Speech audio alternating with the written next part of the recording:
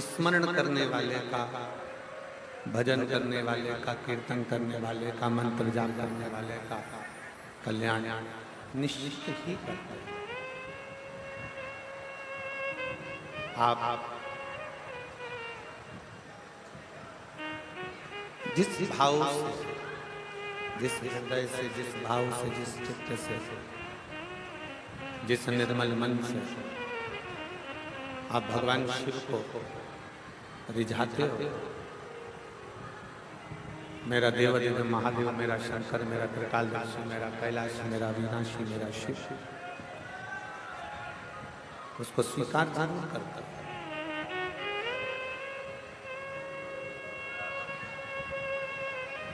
शिव महापुराण की कथा कहती है, भगवान शंकर की कथा कहती है, किसी भी बहाने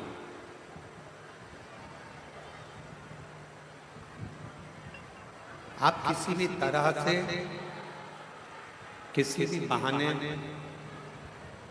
भूलवश भी अगर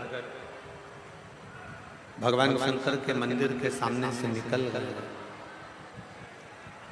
भूलवश भी अगर भगवान शिव की चौखट के सामने से निकल गए, भूलवश भी अगर भगवान शंकर का नाम मुख से निकल गया, तो ये मानकर चले कि मेरा शिव, मेरा ओम, मेरा त्रिकालदर्शी, मेरा कैलाश, मेरा अविनाशी, मेरा शंकर करुणा करता जाता, दया करता जाता।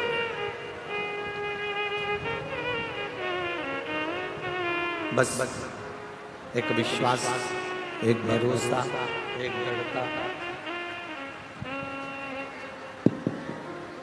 एक भरोसे के साथ, एक विश्वास के साथ, एक दृढ़ता के साथ आप भगवान देवादिदेव महादेव को भजो।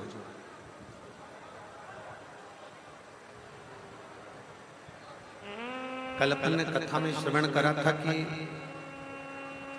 पुरुष मृगा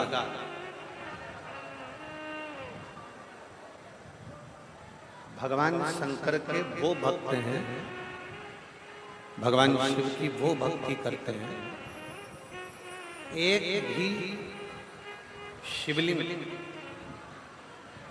उनके नेत्रों से, उनकी पूजन से छूटता नहीं।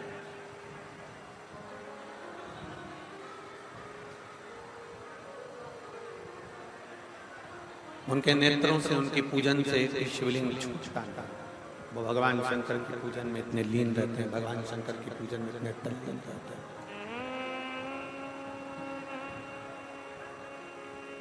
बस हम आपसे ये नहीं कहते कि आप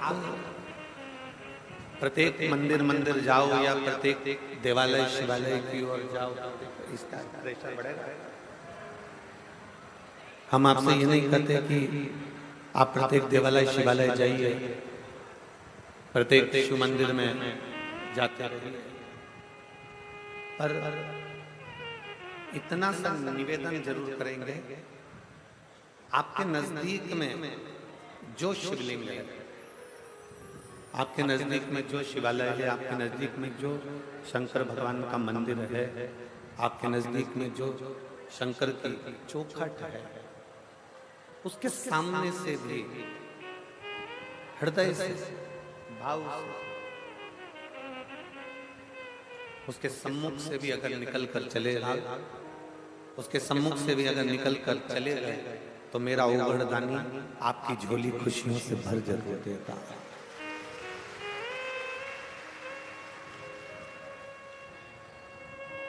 शिव क्या देते हैं?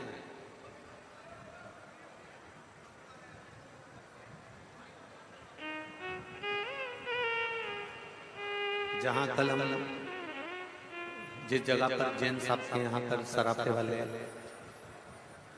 जैन साहब के यहाँ हम रुके हुए हैं, तो वहां कल एक बेटे ने प्रश्न किया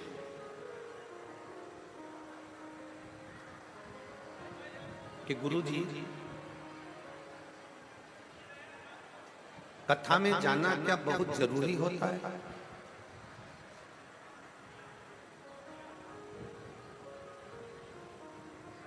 जिन सराफे वाले जिन सब से हम रुके हैं वहां पर एक बेटे ने प्रश्न किया, क्या कथा में जाना जरूरी होता है? हम शिव महापुराण की इस कथा के माध्यम से आपसे कहेंगे कि आप अपने घर में रहो, परिवार में रहो, कुटुंब में रहो, रिश्तेदारों में रहो, चाहे आप कथा के किसी क्षेत्र में रहो, जहां बैठकर भी अगर आप शंकर की भक्ति कर रहे हैं,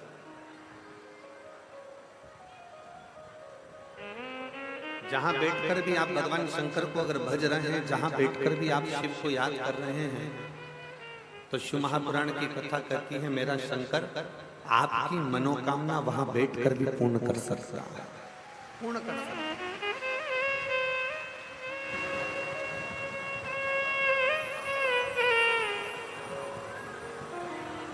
बस उसको दिल से याद किया, उसको दिल से स्मरण किया।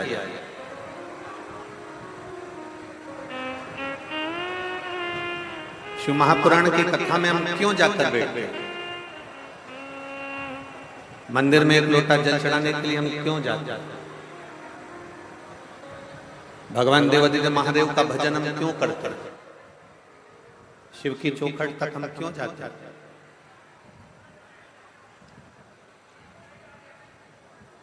आप इतने सारी मात्रा में बैठे हुए, आप में से किस किस के यहाँ पर गौ माता है? जिनके घर में, खेत पर, खले में, किस किस के यहाँ पर गौ माता है? जरा हाथ उठाओ, जरा है सबके यहाँ? रख। और मैं पूरे उत्तर प्रदेश के हापुड़ क्षेत्र के सभी श्रोता भाई बहनों को धन्यवाद देता हूं कि आपके घर में गौ माता है, उसके लिए धन्यवाद।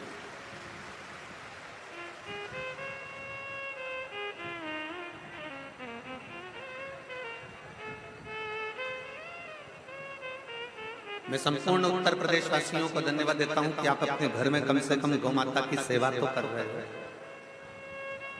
गौ सेवा में तल्लीन तो।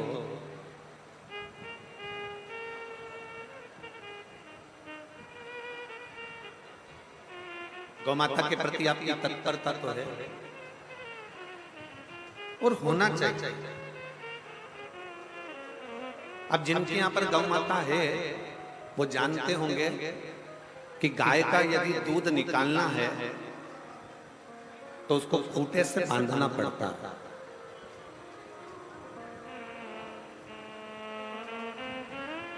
गौ माता का अगर दूध निकालना है तो उसको खूंटे से बांधना पड़ता है। बोलो सही है कि गलत? जम के बोलो जरा, जम जम। सही है? अगर खूंटे से नहीं बांधेंगे तो गाय का दूध निकाल सकते हो क्या? नहीं। वो चलेगी, फिरेगी, जाएगी, आएगी, इधर उधर भ्रमण करेगी तो हम उसका दूध निकाल नहीं पाएंगे, हम उसका दूध नहीं निकाल पाएंगे।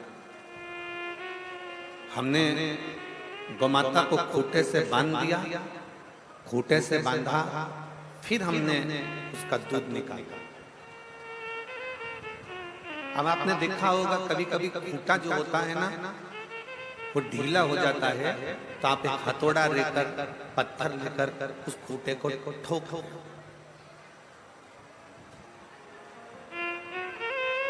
क्यों ठोकते हो?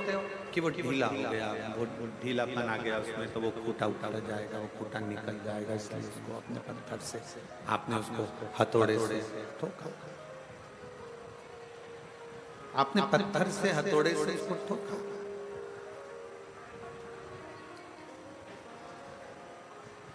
हर 2 दिन में, हर हफ्ते में, 15 दिन में, 1 महीने में, 2 महीने में आपको खूंटा पत्थर से ठोकना पड़ता ही है, क्योंकि गाय, बछड़ा ये खूंटे को हिला देते हैं और खूंटा हिलता है और खूंटा निकल जाता है,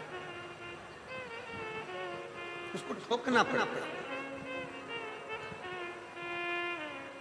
खूंटे से गाय को बांधना पड़ता, तब दूध निकलता। शिव महापुराण की कथा कहती है जैसे खूंटे को पत्थर से ठोकना पड़ता है जिससे ये खूंटा निकले ना, उसी तरह इस मन को शिव महापुराण में ले जाकर थोड़ा रोकना पड़ता है जिससे ये मन विचलित।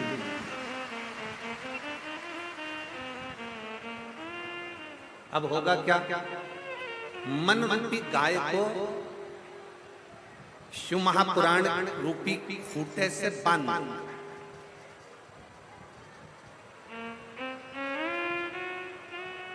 जब मन रूपी गाय शिव महापुराण रूपी खूंटे से बंधी रहेगी, मन रूपी गाय जब शिव महापुराण रूपी खूंटे से बंधे तो जैसे खूंटे से बंधने के बाद गाय का दूध निकाल सकते हो, उसी तरह शिव महापुराण से जब ये मन बंध जाएगा तब मेरा ओघड़ दानी आपकी झोली भी भरकर चलेगी। निश्चित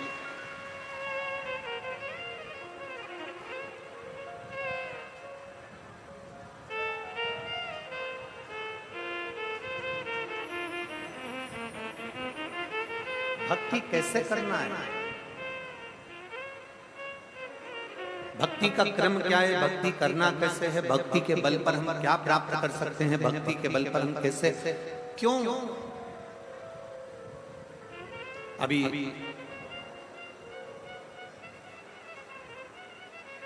2025 में कुंभ का मेला आ जाएगा प्रयागराज का।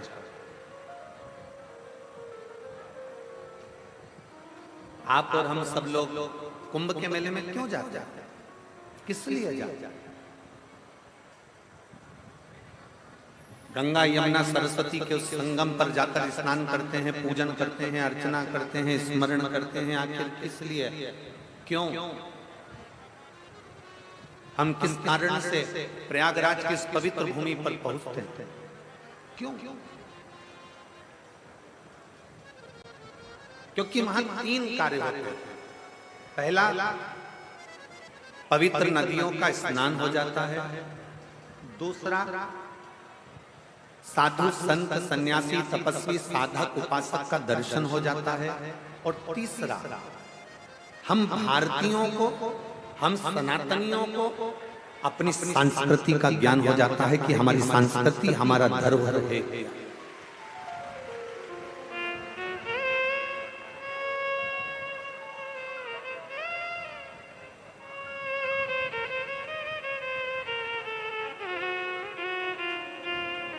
हमारी संस्कृति हमारा धरोहर है क्या?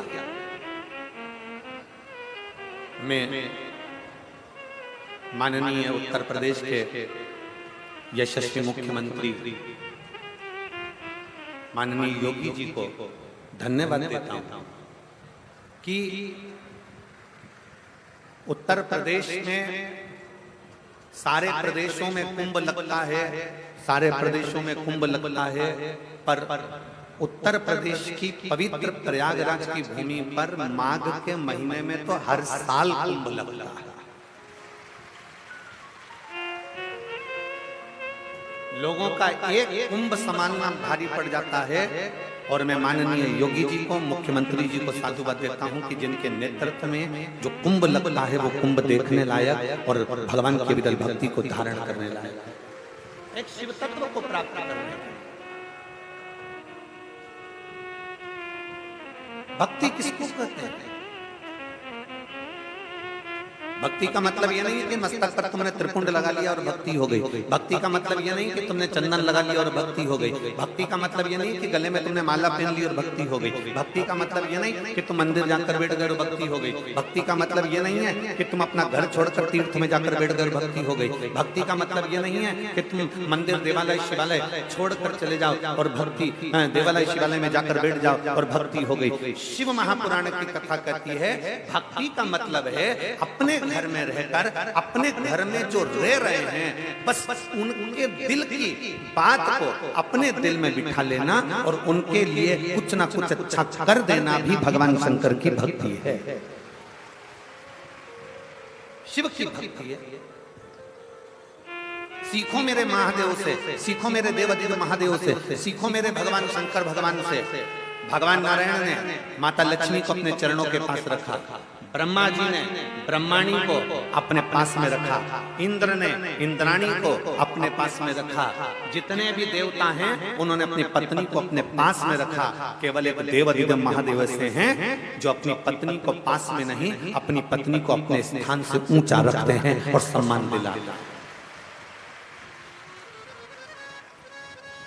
अपनी धर्म पत्नी को सम्मान दिला रहे हैं, अपनी धर्म पत्नी को आदर दिला रहे हैं, अपनी धर्म पत्नी को आदर का सूचक बना रहे हैं। ये मेरे शंकर भगवान कहते हैं। और आप जितने श्रोता भाई बहन इस कथा को श्रवण कर रहे हैं, जितने श्रोता भाई बहन आस्था चैनल पर कथा सुन रहे हैं, फेसबुक यूट्यूब पर कथा सुन रहे हैं, मेरे सभी जीजाओं से, मेरे सभी बेटाओं से, मेरे सभी भाइयों से, मेरे सभी पुरुषों से निवेदन है, अपनी पत्नी का सम्मान करना सीखो।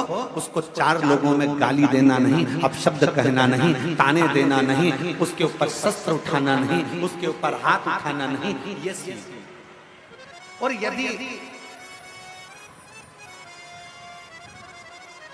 आपको ऐसा लगता है कि मैं बहुत वीर हूं, मैं बहुत बलवान हूं, मेरी शूरवीरता ज्यादा है, मेरी वीरता ज्यादा है, तो मेरा प्रत्येक पुरुष से कहना है, प्रत्येक व्यक्ति से कहना है, अगर आप वीर हैं, शूरवीर हैं, तो अपनी पत्नी पर वीरता मत दिखाओ। फिर एक काम करो, कश्मीर और जम्मू चले जाओ।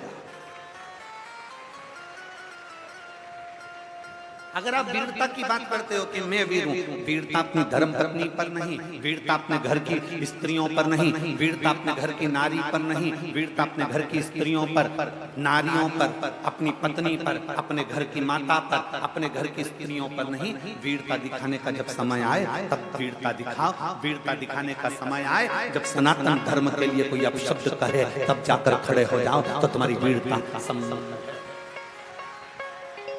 तब तुम्हारी वीरता श्रेष्ठ का।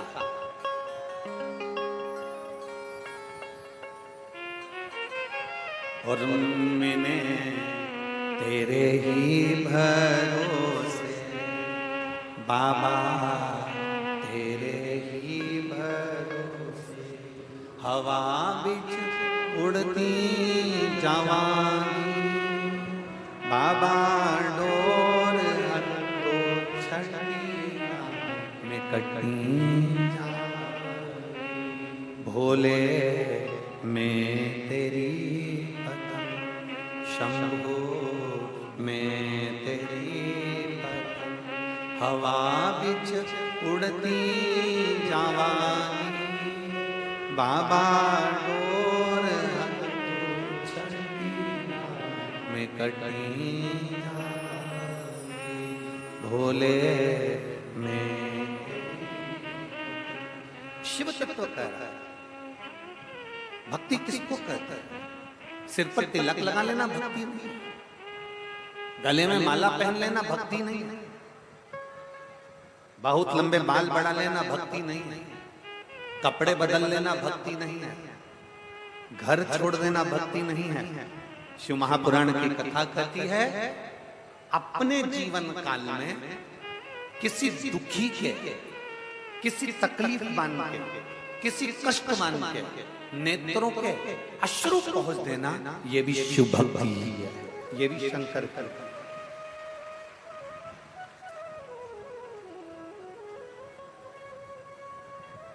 मोबाइल किस किसके पास में है?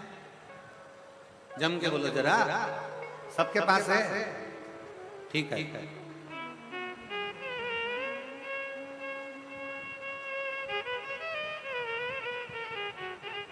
अब जितनी मेरी जीजियां बैठी हैं और जितने मेरे जीजा बैठे हैं, जितनी मेरी बेटियां बैठी हैं, जितने मेरे भाई बैठे हैं, जितने मेरे बंधु बैठे हैं, आपसे कहा जाए आप अपने पिताजी का नंबर मिलाओ।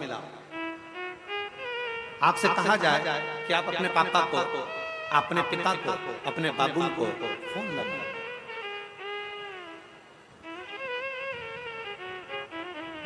अगर नंबर सही डायल करोगे तो पिताजी को फोन लगेगा। बोलो सही है कि गलत है? जम के बोलो जरा। अगर नंबर सही डायल करोगे तो पिताजी को फोन लगेगा, अगर एक भी नंबर सही नहीं है तो पिताजी को फोन नहीं लगेगा। कांटेक्ट दूसरे से हो जाए, बात दूसरे से हो, नंबर दूसरे को लग जाए। सही नंबर डायल करोगे तो पिता से बात हो सकती है, सही नंबर डायल करोगे तो अपने पिता से बात कर सकते हो। सही नंबर डायल करोगे तो विश्व में कहीं पर भी फोन लगाओ, व्यक्ति से संबंध जुड़ जाएगा, बात हो जाएगी। कोई अमेरिका रह रहा है, कोई यूएसए रह रहा है, कोई मालूम पड़े चीन रह रहा है, कोई मालूम पड़े जहां मर्जी पड़े वहां रह रहा है, तो आपने अगर सही नंबर डायल करा है तो व्यक्ति कहीं पर भी है ना, उससे संबंध जुड़ जाएगा। और अगर आपका नंबर गलत है, आप नंबर सही नहीं डायल कर पाए तो फिर वो जुड़ नहीं पाएगा। शिव महापुराण की कथा भी ये कहती है,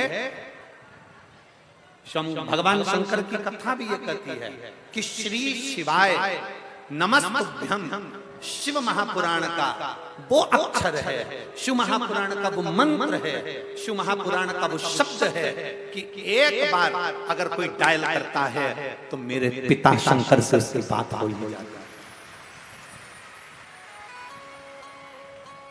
अगर सही नंबर डायल करा है, दिल से प्रेम से आनंद के साथ आपने भगवान शंकर को पुकारा है, दिल से श्री शिवाय, जरा जम के बोलो श्री शिवाय नमस्तुभ्यम। जब हम दिल से कहते हैं, उस नंबर को डायल करते हैं, बार बार करते हैं, 5 बार करते हैं। क्यों?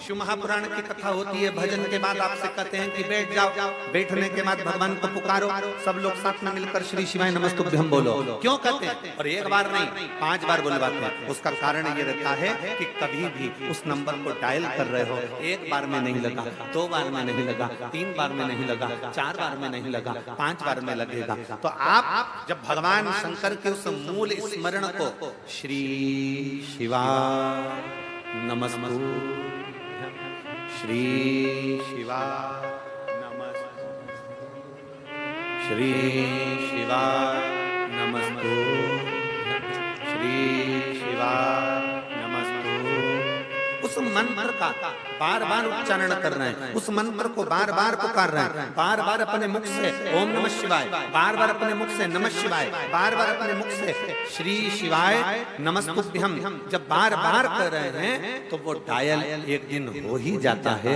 और मेरा शंकर करुणा कर ही देता है। ये निश्चित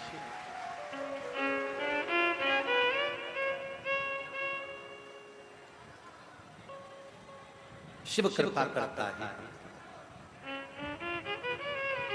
और देख लिया संसार हमने, देख लिया सब मतलब के यार हमने, देख लिया झूठे नाते झूठे रिश्ते, झूठे नाते झूठे रिश्ते, अरे झूठा है संसार हमने देख लिया सब मतलब के यार हमने देख लिया संसार हमने। आप जितने प्रेम से, आप जितने दिल से, आप जितने हृदय से, जितने विश्वास के साथ, जितने भरोसे के साथ आप शिव को रिझाओगे, पुकारोगे, सही नंबर डायल करोगे तो निश्चित है 108 डायल करने पर एम्बुलेंस आ जाती है, तो 108 बार श्री शिवाय नमस्तुभ्यम बोलने से शिव भी आ सकता है। मेरा वो घड़दानी मेरा शंकर भी आ सकता। एक पत्र है,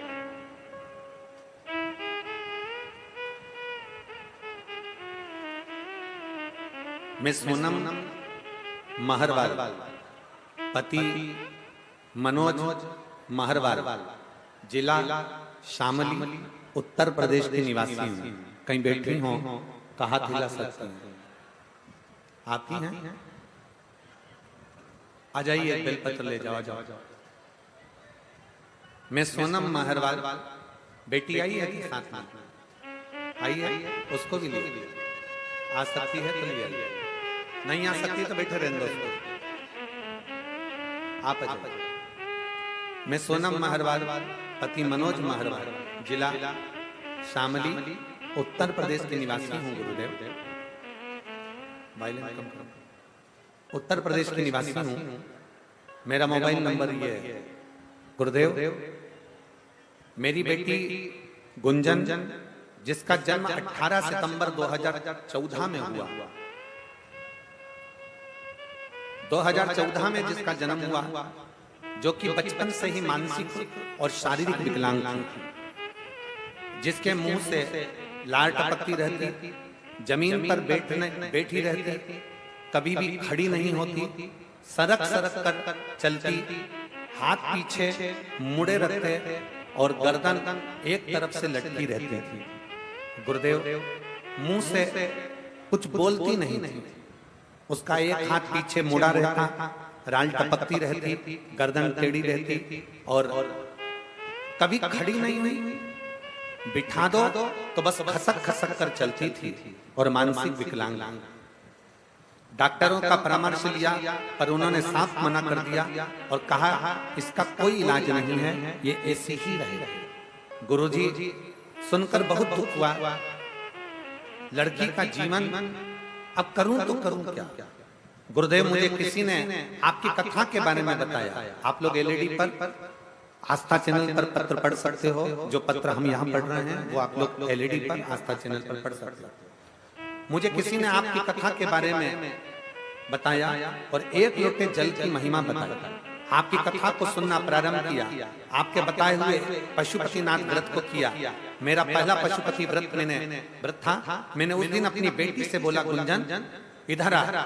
गुरुदेव, पहले व्रत पर शंकर का दिया गया जल मेरी बेटी को इतना फला कि मेरी बेटी से मैंने कहा, गुंजन इधर आ, और मेरे बेटी अपने पलंग पे से पहली बार उठकर मेरे पास तक आई। गुरुदेव, बेड से स्वयं उठकर अपने पैरों पर चलकर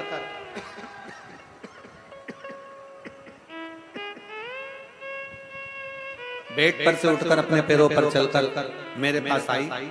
गुरुजी, उस दिन से महादेव पर मेरा विश्वास और बढ़ गया।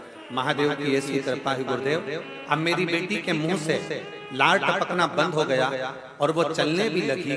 कभी कभी अब बोलना प्रारंभ करा तो पापा मम्मी शब्द बोलने लगी। मैं बाबा को प्रणाम करने आई हूँ कि डॉक्टर ने तो हमेशा के लिए मना करा था, पर मेरी बेटी अब चलने भी लगी है और मेरी बेटी अब सुनने भी लगी है।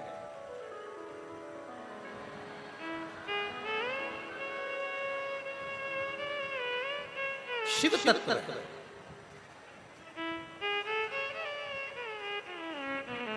एक लाइन अच्छी लिखी है, हे गंगाधर मुक्ति द्वार ओंकार तो भोले ओंकार, आयो शरण तिहार शंभु तार। बखान क्या करूं मैं राधों के ढेर का, चपटी भभूत में खजाना हुए का। हे गंगाधर मुक्ति द्वार ओम, वायलिन कम करो, भोले ओंकार, आयो शरण तिहारी शंभु तार। शिव कथा कर रहे, भगवान शंकर का संवाद कर रहा। इस माँ ने अपने पत्र में लिखा, डॉक्टर ने साफ मना कर दिया था कि ये ना कभी चल सकती है, ना इसकी कभी लार टपकना बंद होगी, ना कभी ये बोल पाएगी और ना कभी ये सुन पाएगी। इसकी गर्दन भी टेढ़ी की टेढ़ी लटकी ही रहेगी। और आज मैं बाबा को धन्यवाद दे रही हूँ कि मेरी बेटी ठीक हुई। मैं बाबा को धन्यवाद देने बेटी भी साथ में आई है, एक बार जोरदार ताली बजाएं बेटी।